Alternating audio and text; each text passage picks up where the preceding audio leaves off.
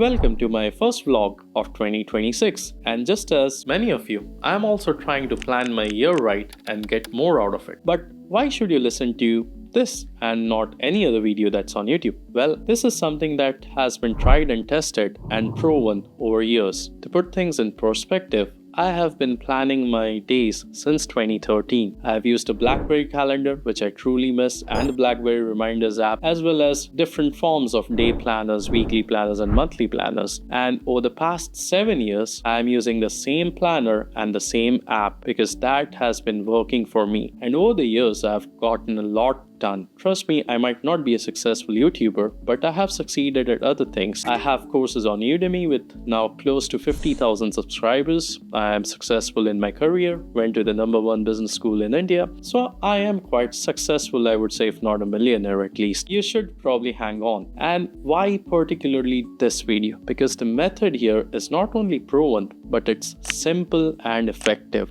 I don't want to give you frameworks and tools that are overwhelming because most of us here are trying to live life, have fun, and just get a little more done than the most. And none of us here, at least many of us, are not trying to build a nuclear power plant at least. So it does not have to be overwhelming. But most importantly, the human brain is lazy. Why? Because human brain is a calorie guzzler. Over the tens of thousands of years that we have spent in the wild, we are inherently calorie conservant. So on a long day when you're tired at the end of the day, even planning your day and getting these kind of things done is tiring or overwhelming. 9 out of 10 chances most of us are gonna give up. So let's keep things simple rather. So what do we have here? Simply 2 tools. I am neither selling anything nor promoting anything. I am really happy with the courses I have and the enrollment I have. So nothing complex that you might have to download or purchase. Everything simple, probably you can buy off the market. And 3 principles that we need to understand. Starting with the first one, because no matter how much energy we are pouring in, if there are leaks, it's not gonna work. So the first principle is we need to learn to eliminate and focus our energy. So what are we trying to eliminate? Well, these are the things that are draining our time, energy, or money. It could be that subscription,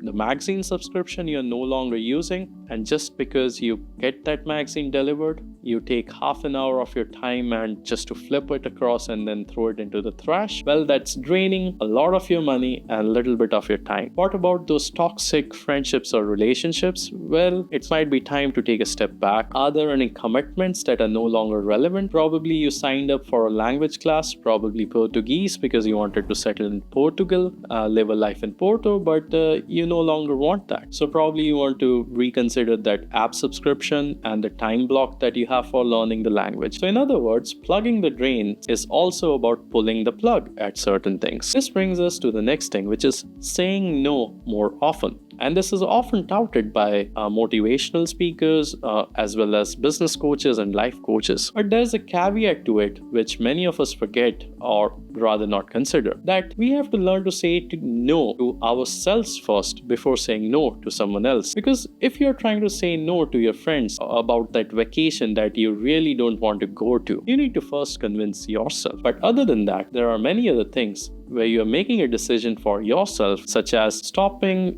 sugary food or drinking. Well, for that you have to first say no to yourself. So it's about saying no to yourself more often than you say no to others. Now this brings us to the next concept here. It's pretty related. We are still in the first principle. It is about boosting our efficiencies. Now when it comes to boosting efficiencies, it's not just about getting things done quicker or with less energy. What we are talking about is weeding out the inefficiencies. Well, personally, I'm aware of my inefficiencies because every morning when I wake up, I spend 15-20 minutes in the bed scrolling through reels or YouTube shorts, and that's an inefficiency in my schedule. I should either kill that time or replace it with something like reading the newspaper. Well, it's the first step is about being aware of your inefficiencies and identifying them. The next step is about killing them. So if you're spending too much time scrolling through reels, probably the first step is about becoming self-aware, and the moment you realize you have spent too much time, probably keep your phone aside, pick up a book and do the 1 minute rule. You spend 1 minute staring at the book, then the 5 minutes you might read a page, and then you realize in 15 minutes you have done something productive rather than scrolling. So identify your inefficiencies first, then we can consider about boosting your efficiencies. And this brings us to an associate concept of microeconomics, which is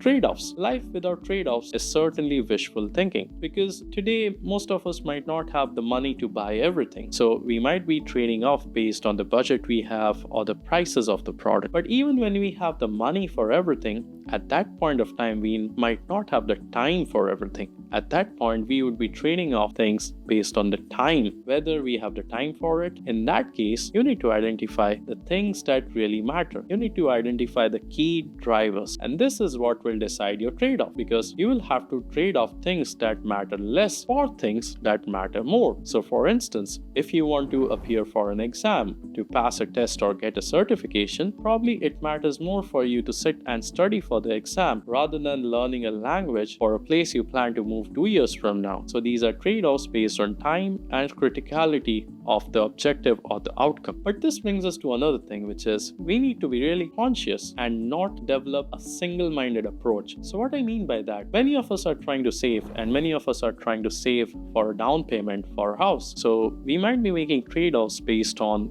money, like prioritizing saving, but a lot of times it's not really good for the mental health. For instance, going on a vacation, if you consider purely from a financial perspective, it is an expense and it's not gonna be helpful. It's gonna kill or trade off against your savings for your house. But can you sustain mentally for a year without going on a vacation? So consider different perspectives as well, because after all, we also have to be happy and content. So don't get into the single-minded approach. Probably speak to a friend, run them through your thought process before you get into the single-minded approach. Now, this brings us to one tool and one important thing that also goes along, which is building habits. Try building one habit a month. Probably start with reading a book. For me, in the month of January, I'm trying to quit sugar again. Last year, I had been eating plenty of sugary food. So this year has been a wake-up call. 15 days so far, doing good. So one new habit a month. Probably work out as well. If you want to start building a habit of working out 6 days a week, you can start with 3 days a week or start tracking it for 30 days, 60 days. And then you add the second habit, which is probably reading a book, and probably then a third habit. I'm not saying overwhelm yourself with 12 habits in a year, but probably build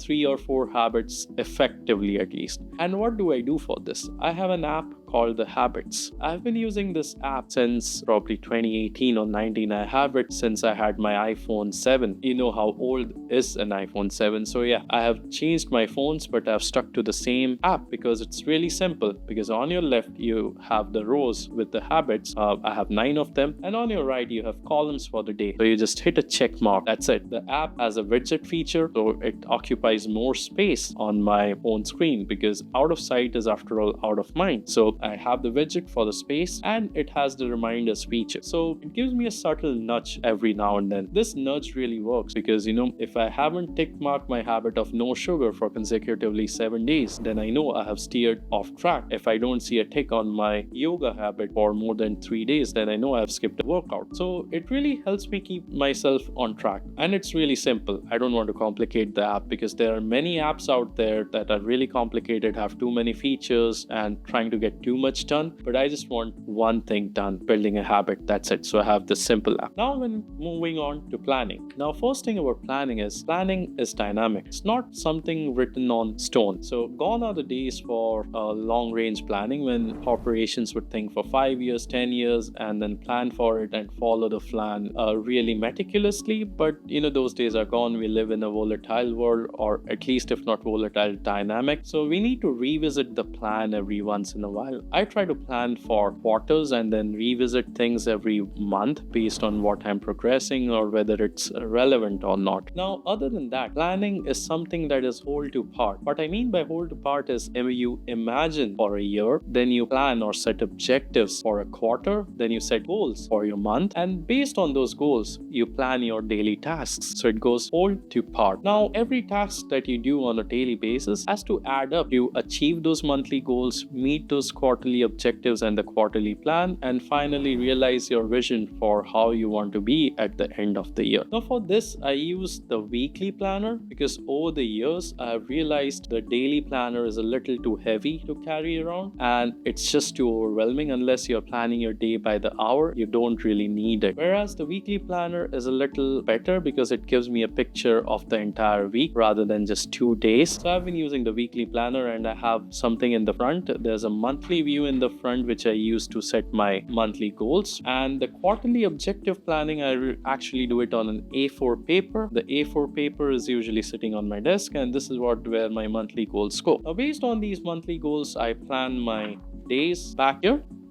This is where my days go, and because it gives me a plan or a view of the week, it's better. It doesn't isolate me too much into the part or too much into the detail. Now the next concept here is smart objectives for goal setting. You might already be familiar with it, so I won't spend much time on it. The goals that you set have to be specific. So if you want to become an influencer, that's pretty great. It has to be black and white. On which platform? Instagram, TikTok, or YouTube? In what subject or topic? Lifestyle, finance, travel, or fitness? Be specific. Then it has to be measurable. So if you saw my goals, I said create 2 YouTube videos, because if I can't measure it with a metric, how will I measure progress? Or let's say you can also put a measurement by the outcome. Let's say my goal is to have 1,000 subscribers. So it has to make the goal measurable. Next, it has to be achievable. This year I'm trying to get back to running. I haven't run since about a year now. Although I had run 2 half marathons before I stopped running in the same year, I can't start with a half marathon. For me, I have to start with a 5K.